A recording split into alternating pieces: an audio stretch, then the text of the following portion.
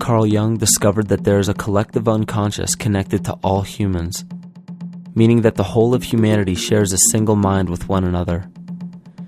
This is evident in the world through accounts of shared mythology and symbols, the study of morphic fields, and with the science of kinesiology.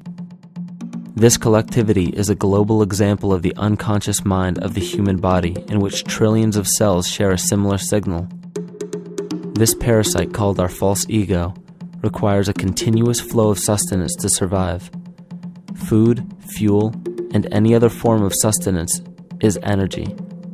Human consciousness is an electromagnetic field of energy. When this potential energy is utilized, it then releases kinetic energy, which is used to perpetuate the false ego. This scenario occurs in the smallest parasitic organisms, all the way to a collective organism called humanity.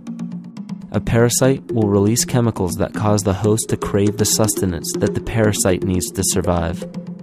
As long as the host is unaware, it will keep feeding the parasite and starving itself.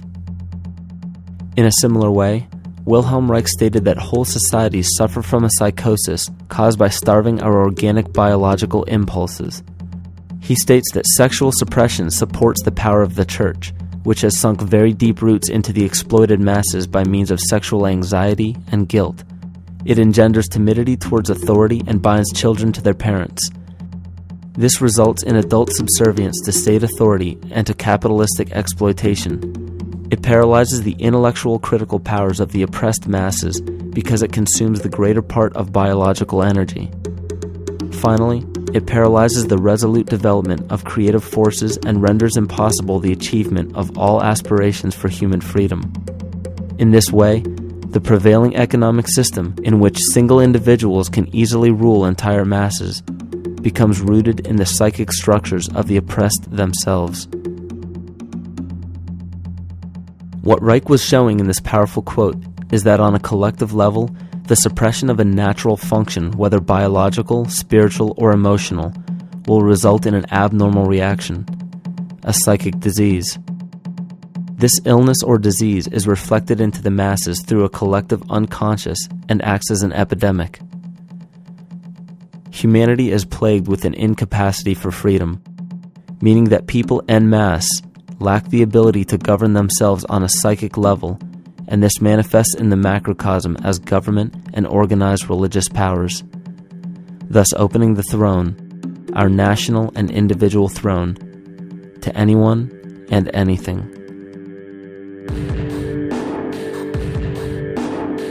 Enter the infamous rulers of the earth, the patriarchs of civilization, political, social, economic, and spiritual dictatorship, psychic tyranny.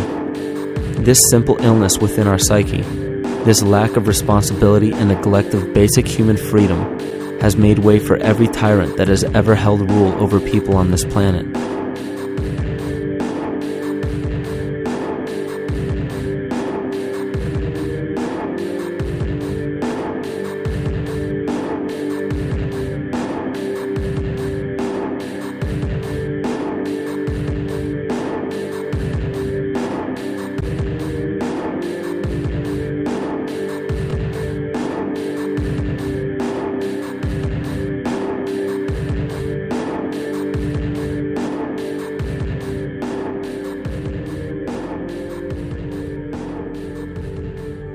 But these oppressive tyrants that are demonized by the masses are no different than us. In fact, they are one with us. In the book The Prophet by Khalil Gibran, he poetically states, "I say, as the holy and the righteous cannot rise beyond the highest which is in each of you, so the wicked and the weak cannot fall lower than the lowest which is in you also." Every one of us has the capability to commit the most horrifying sin or show the most beautiful compassion to our fellow man. This is the very definition of an illness within the psyche and soul of man.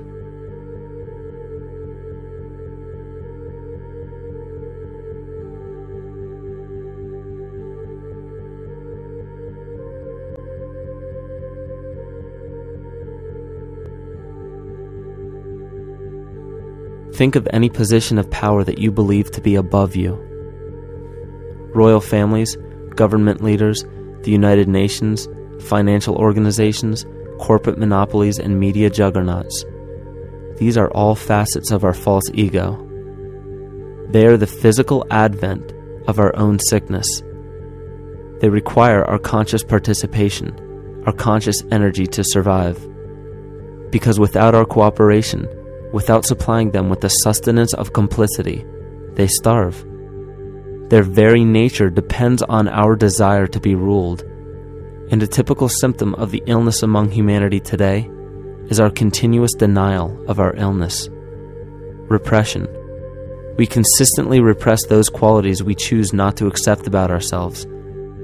This is why it is so difficult to see the false ego and its multiple manifestations for what they truly are.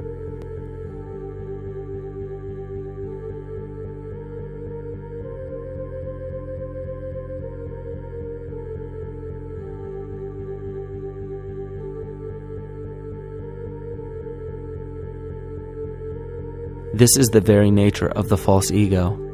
It acts as a red herring to distract us from the freedom we truly have. For this psychic parasite to survive, it must supply us with a chemical that will cause us to remain dependent upon it. In this case, the sustenance is our conscious energy. And in order for us to feed it to the parasite, the chemical of fear causes humanity to crave protection and defense.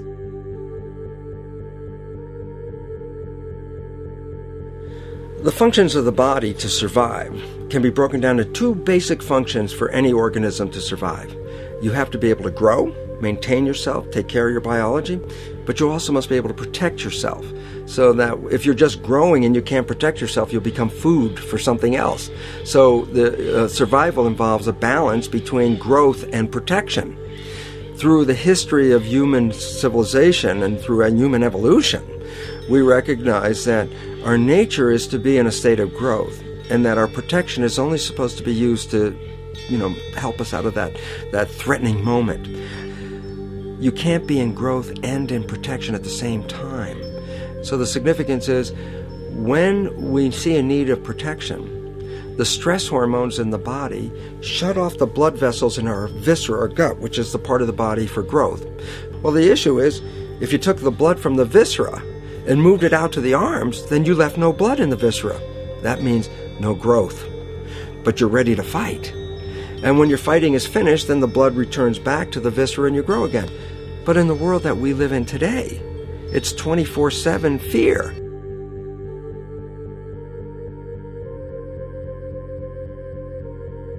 So we have a continuous dripping of that stress hormone into the body. It's just dripping all the time, getting us ready to run or fight or flight at any moment. At the drop of a hat, we're ready to go because we're on guard.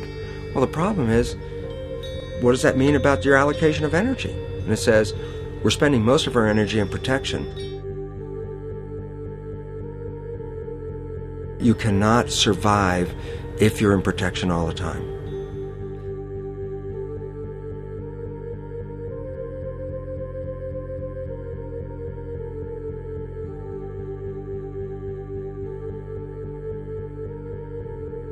And if the parasite can control the nature of the fear, it can then create a fear among us that only it can defend us against. A recent physical manifestation of this comes from Zbigniew Brzezinski, former Secretary of State who also supported President Barack Obama. In his book, The Grand Chessboard, he states, as America becomes an increasingly multicultural society, it may find it more difficult to fashion a consensus of foreign policy issues, except in the circumstance of a truly massive and widely perceived direct external threat. Even the Reichsfuhrer of the Nazi Party, Hermann Göring, sums up this game of supply and demand perfectly when he stated, "The people can always be brought to the bidding of the leaders." That is easy. All you have to do is tell them they are being attacked and denounce the peacemakers for lack of patriotism and exposing the country to danger. It works the same in any country. It also works the same in every individual psyche. Just remember that the false ego has only one desire: to become greater and more powerful than the true self. This illness causes us to believe that we are separate from nature. This is why we see such a rise in the dependency of technology. This is why we see such little stewardship for the earth and the environment. And this is why we see bigotry, racism, sexism, and every other form of discrimination possible that leads to crime, violence, wars, and eventually, the global destruction of the organism.